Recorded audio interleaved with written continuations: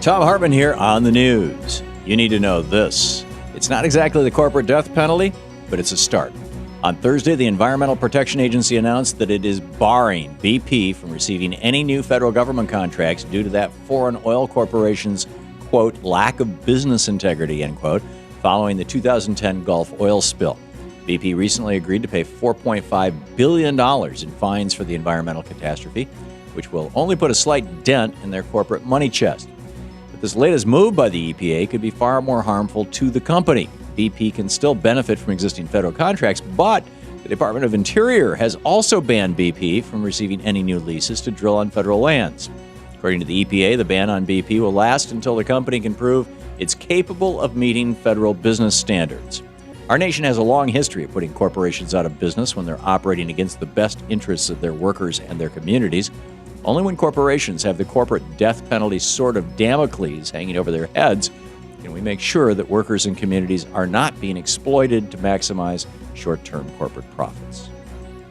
In screwed news, as the so-called Fiscal Cliff nears, Republicans will likely hold things like extended unemployment benefits hostage to make sure their top 1% buddies can hold on to generous tax breaks and loopholes.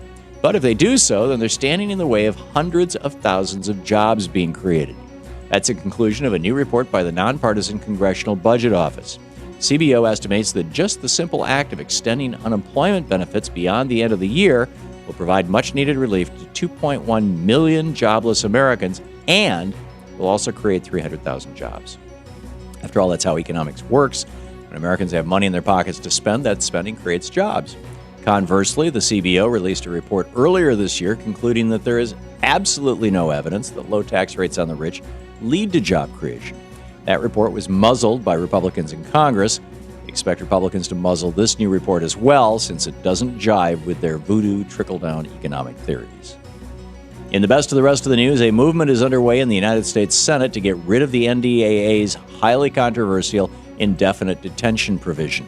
That provision was signed into law at the end of last year by President Obama, giving unprecedented legal authority to the U.S. military to detain U.S. citizens indefinitely for associating with terrorists. Now, a bipartisan group of senators, including Rand Paul, Kirsten Gillibrand, and Mark Udall, have signed on to an amendment to strike that indefinite detention provision out of this year's NDAA bill. They're warning that if the law stands, then the United States could be on the road to repeating the same mistakes from World War II, when thousands of Japanese American citizens were detained in internment camps out of fear they may be assisting the enemy. Senator Rand Paul took to the floor of the Senate and said, "If we give up our rights, have not the terrorists won? If we relinquish our rights because of fear, what is it exactly we're fighting for?" End of quote. For once, Rand Paul is dead on. It's time to stop behaving like Bush-Cheney wimps and start being America again.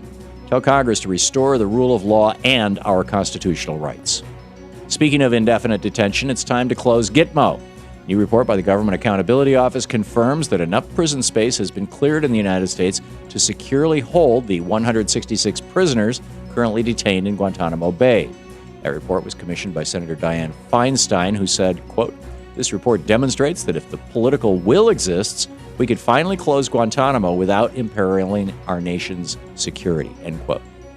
Republicans have blocked Democratic efforts to close Gitmo in recent years, arguing that it's unsafe for terrorists to be held on U.S. soil. But as the Department of Justice has noted, there are already 377 inmates on U.S. soil who've been charged with or convicted of terrorism. It's hard for the United States to be a beacon of freedom for the world as long as Gitmo stays open. Lawmakers need to come to their senses on this and do the right thing. Shut down Gitmo. Proponents of filibuster reform in the Senate secured a major endorsement from the White House. Led by Majority Leader Harry Reid, Democrats are trying to change the filibuster rules in the Senate, which have been abused by the Republican minority for the past 4 years, preventing up and down votes on legislation like the DREAM Act, Equal Pay for Equal Work for Women, and the American Jobs Act. Under the proposed rule changes, Republicans can still filibuster, but they'll have to actually stand on the Senate floor and talk the entire time if they want to block legislation. White House Communications Director Dan Pfeiffer said in a statement on Wednesday, quote, "The president has said many times that the American people are demanding action. They want to see progress, not partisan delay games. That hasn't changed, and the president supports Majority Leader Reid's efforts to reform the filibuster process," end quote. It's hoped Senator Reid can pull this off, and the days of Republican hostage-taking in the Senate will soon be over. And finally, two rivals meet at the White House today as President Obama hosts Mitt Romney for lunch. According to White House Press Secretary Jay Carney, there is no formal agenda for the lunch beyond just having a useful discussion. Romney's been largely absent from the eyes of the public following his defeat, aside from those comments he made after the election blaming his loss and President Obama's promise to give gifts to minorities, women, and young people. The rumor has it the president may actually be considering Romney for an ambassadorship to a place with which he's very familiar, the Grand Cayman Islands. No, not seriously. And that's the way it is today, Thursday, November 29th, 2012. I'm Thom Hartmann on the news.